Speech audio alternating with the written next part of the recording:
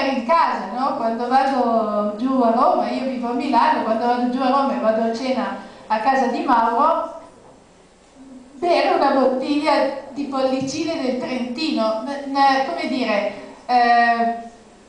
non c'è nessun tipo di forzatura, perché non c'è a tavola e non c'è rispetto al personaggio. Mauro Piccoli è alto, magro, con la barba, è serio, è profondamente per bene e ha quel pizzico di ironia che gli impedisce di essere pedante. Le bollicine del Trentino sono esattamente questa roba qui per me.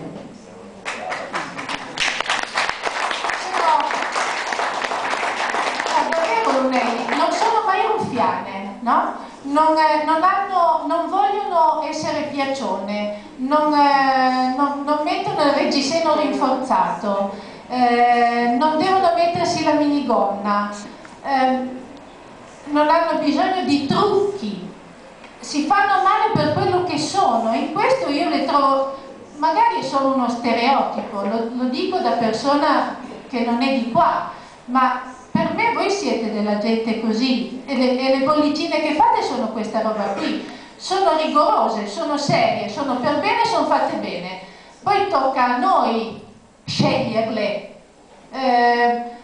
Questa sorta di pudicizia enologica secondo me è molto bella.